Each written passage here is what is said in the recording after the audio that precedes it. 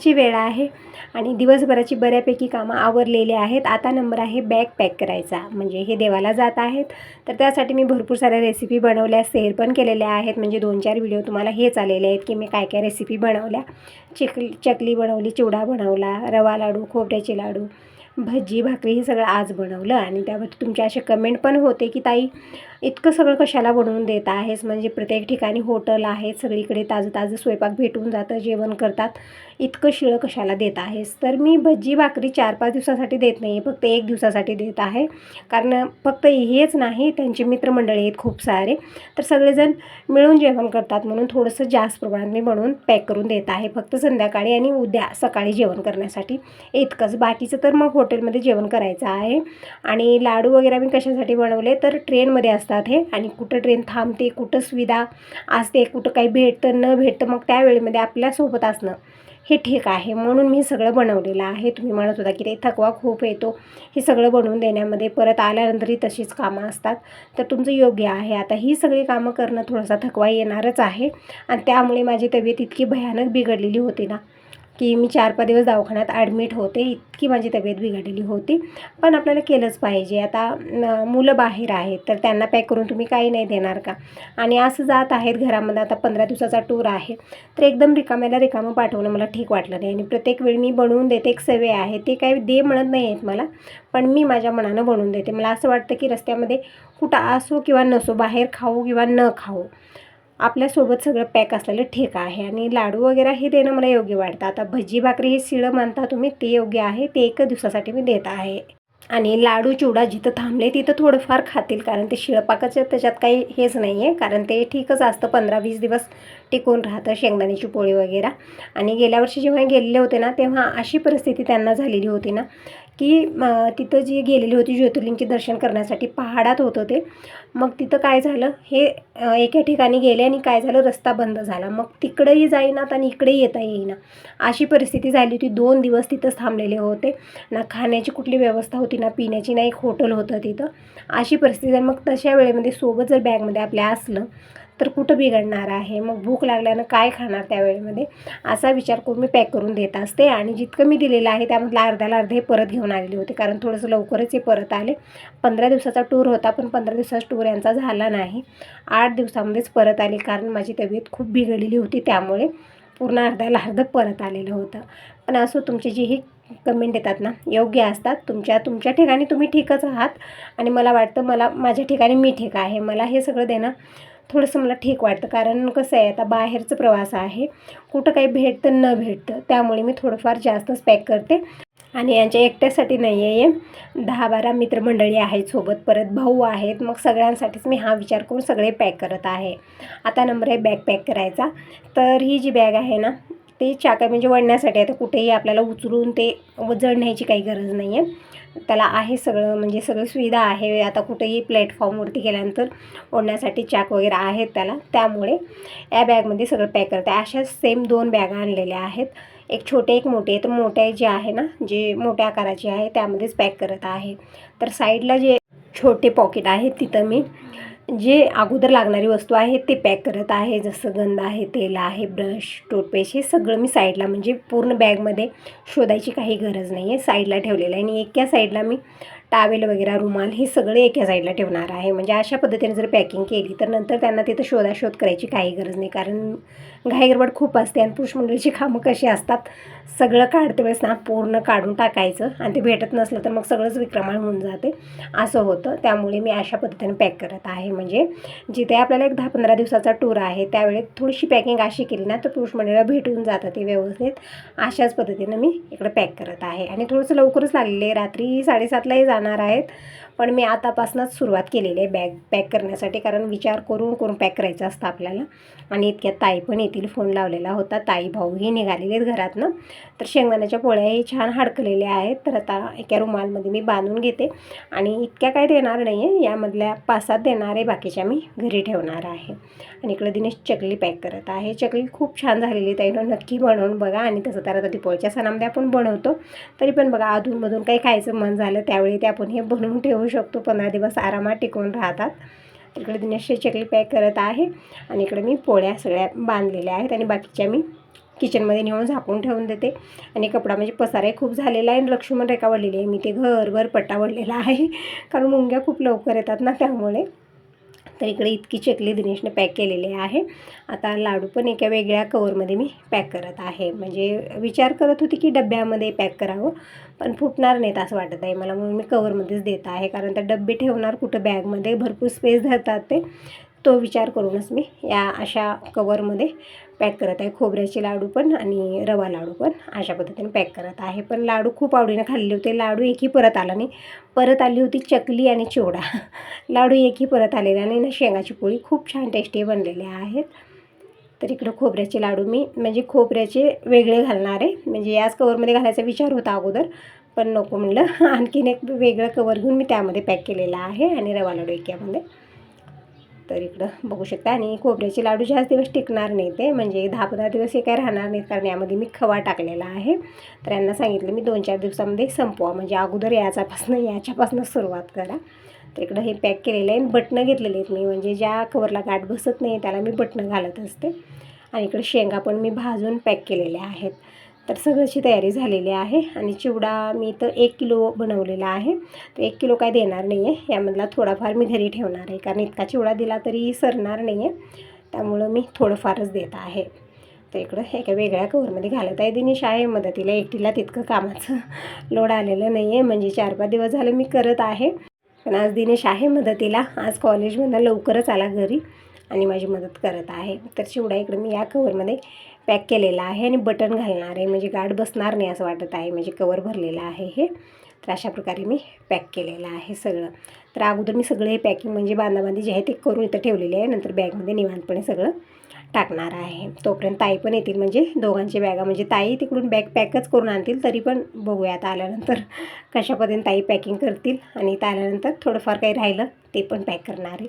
तर स्वेटर पण इथंच ठेवलेलं आहे आणून, म्हणजे स्वेटर द्यायची काही गरज नाही आहे. पण मला वाटतं तिकडं वातावरण कसं आहे काय माहिती. आता इकडं तर व्यवस्थित आहे, ऊन आहे, पण तिकडं ज्योतिर्लिंग म्हणजे पहाडात असतात ना, त्यामुळे तिकडं बर्फ पडत असतं किंवा पाऊस चालू असतं, थंड वातावरण असतं तिकडचं, म्हणून स्वेटर पण ठेवलेलं आहे. तर बोयाने येतात की नाही, म्हणजे नगं म्हणत होते अगोदर, काही वजन देऊ नको, काही वजन देऊ नको.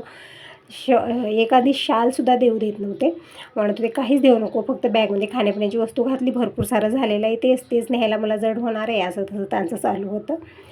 तर आता ताई पण आलेले आहेत, भाऊ पण आलेले आहेत. पाय धुवायला पाणी दिलं आणि थोडा वेळ बोलत बसले. आणि आता मी चहा बनवून घेते अगोदर. तर ताईचं चालू आहे की काय काय आवरलं. मला तर आवरतच नव्हतं, 4-5 दिवस झाले यामध्येच आहे.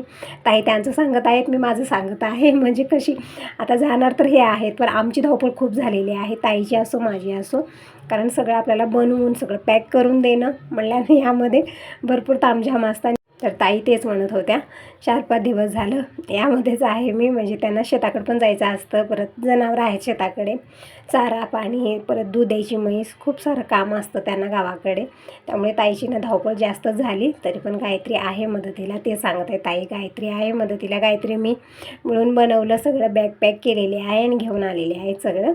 तर आता इकडं ताईशी बोलत बोलत चहा बनवून घेते. दिनेशच्या जरा चालू आहेत, काहीतरी लागलेलं आणून द्यायचं करायचं, म्हणजे हेच दिनेशची धावपळ चालू आहे.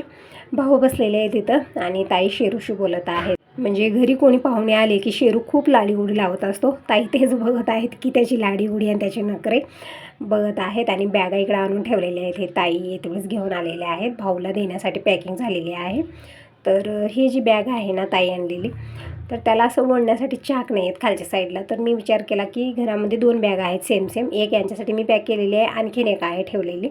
तर म्हटलं त्या बॅगमध्ये सगळं जे आहे ना मी टाकून देणार आहे, म्हणजे तिथं गेल्यानंतर ना त्यांना न्यायला अवघड नको, कारण लांबला प्रवास आहे आणि इतकं वजन घेऊन ते चालणार कसं. त्यामुळे ती जी बॅग आहे जी ओढायची आहे त्यामध्येच मी सगळं पॅक करणार आहे. तर इकडे चहा पण बनलेला आहे. टायमिंग सांगितलं तर दुपारचे 4:30 वाजले असतील, तितकं टायमिंग बघितलेलं नाही या वेळेमध्ये, कारण सकाळपासून नुसती धावपळ चालू आहे. तर इकडं भाऊला मी चहा दिलेला आहे आणि आम्ही पण घेतलेला आहे यांच्यासोबत. आणि मगच बॅगमध्ये काय आहे काय नाही सगळं बघणार आहे. म्हणजे 2 बॅगा आणलेल्या आहेत त्यांनी, आणि यामध्ये एकच बॅग तिकडे द्यायची आहे, कारण आता थोडंफार यांच्या बॅगमध्ये मी थोडं ठेवणारे कपडे वगैरे एका बॅगमध्ये आणि एका बॅगमध्ये खाण्यापिण्याची वस्तू. अशा प्रकारे केल्यानं बॅगा जे आहे ना फक्त 2च होतील.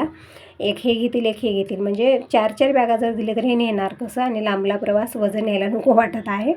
तेच म्हणत आहेत भाऊ की जास्त काही देऊ नका, थोडंफार द्या, आम्ही बाहेर खातो चालू आहे यांचं. तरी पण जास्त देणार नाही. जे लाडू वगैरे आम्ही बनवल्यात तेच थोडंफार पॅक करणार आहे. परत भाकरी भजी जी आहे ती थोडंफारच देणार आहे, फक्त 1 दिवसाचं, जास्त नाही देणार ते. तर इकडं कपडे वगैरे ताईंनं जे आहे ना कवरमध्ये पॅक करून आणलेले आहे, कारण यांच्या बॅगा थोड्याशा अशा आहेत ना की असं उंच टाईपच्या आहेत, जास्त सामान त्यामध्ये बसलेलं नाही आहे, म्हणून 2 बॅगा केलेल्या आहेत. तर आता एकाच बॅगमध्ये सगळं मी ॲडजस्ट करणार आहे. तर बाबा बाहेर गेले होते, आत्ता आलेले. तर थोड्या वेळ बाबाशी बोलणं झालेलं आहे सगळ्यांशी. आता इकडच्या रूममध्ये आम्ही आलेलो आहोत, म्हणजे निवांत इकडंच आम्ही सगळं पॅकिंग करणार आहोत. हॉलमध्ये मी काहीच नेलेलं नाही, कारण पसारे खूप होणार आहे आणि मुंग्या खूप संताप दिलेले आहेत, खूप मुंग्या येत आहेत. तर इकडं ताईने हे जे 2 बॅग आणलेले आहेत, तर एका बॅगमधलं पूर्ण सामान काढलेलं, म्हणजे एका बॅगमध्ये फक्त कपडे होते. कपडे जे आहे ना मी याच बॅगमध्ये सगळे टाकले, भाऊचे आणि यांचे दोघांचे. म्हणजे तिथं गेल्यानंतर आंघोळ झाल्यानंतर त्याच बॅगमध्ये कपडे घेतील आणि खाण्यापिण्याची वस्तू एका बॅगमध्ये मी करणार आहे, म्हणजे 2च बॅगा करायच्या आहेत. तर ताई इकडे एक एक काढून देत आहेत, भाऊला विचारत आहे. आणि थोडंफार भाऊचे टॅबलेट वगैरे आहेत, म्हणजे त्यांना सर्दी वगैरे म्हणजे खूप लवकर पकडलं जातं, त्यामुळे ते पण आणलेलं आहे सगळं टॅबलेट वगैरे. ते साईडला म्हणजे सांगत आहे, तिथं गेल्यानंतर शोधायला काहीच नको. अगोदरच मी सांगत आहे की साईडला जी चेन आहे तिथं मी टॅबलेट आहेत, परत तुम्हाला जे जे अगोदर लागायची वस्तू आहे ते सगळं मी साईडला ठेवलेलं आहे. तर अशा प्रकारे आणखीन एक बॅग इकडं जर ठेवलेली आहे, ते पण मी अशाच प्रकारे आहे, थोडीशी छोटी आहे साईज, पण काही हरकत नाही, सगळं त्यामध्ये व्यवस्थित मी ठेवून देते. तर इकडं आमचं बोलणंही चालू आहे, नंदन भाऊजाईची मीटिंगही चालू आहे आणि संग बॅग रेडी करायचंही चालू आहे. तर 3-4 जोड कपडे आणलेले आहेत ताईंनं पण भाऊचे, आणि यांचे पण मी 2-4 जोड कपडे जे आहे ना पॅक करून देत आहे तिथं गेल्यानंतर घालण्यासाठी. आणि जातवेळेस नाईट कपड्यावर जाणार आहेत, म्हणजे आता प्रवास लांबला आहे ट्रेनमध्ये, त्या हिशोबानंच कपडे घालून जाणार आहेत, म्हणजे नाईट पॅन्ट टी शर्ट असेच कपडे घालून जाणार आहेत. आणि तिथं गेल्यानंतर घालण्यासाठी मात्र वेगळे कपडे आम्ही पॅक केलेले आहेत. तर एक कपड्याचा प्रॉब्लेम झाला की इस्त्रीला जे कपडे दिले होते ते भैया नाही आहेत, गावाकडे गेलेले आहेत आणि त्यांनी लॉक लावून गेलेले आहे आणि कपडे आमचे तिथं राहिलेले आहेत.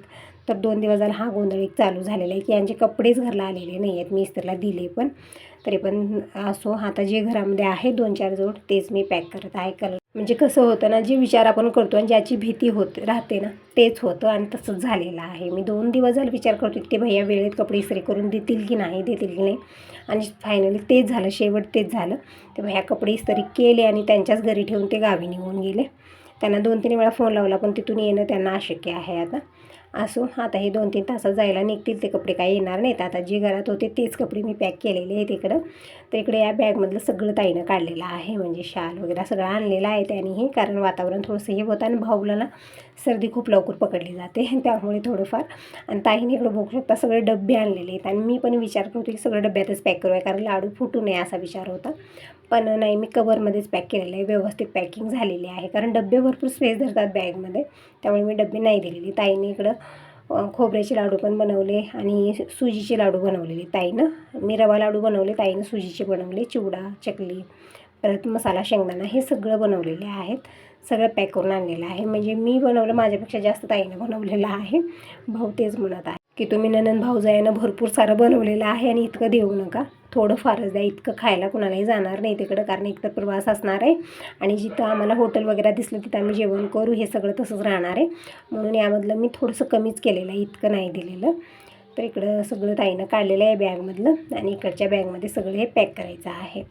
तर दिनेश इकडं कवर वगैरे आणली पाहिजे, ही लागायची वस्तू आहे.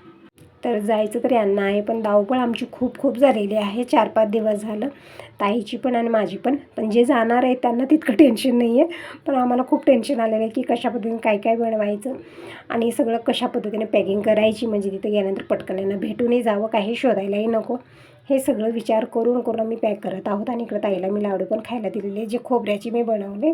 आणि आज पण माझा आवाज व्यवस्थित येत नाही आहे, त्याबद्दल सॉरी म्हणत आहे, कारण तब्येत आणखीन पूर्णपणे माझी ठीक झालेली नाही. आणि खूप सारी ताईची कमेंट आली की ताई तुझी तब्येत कशी आहे.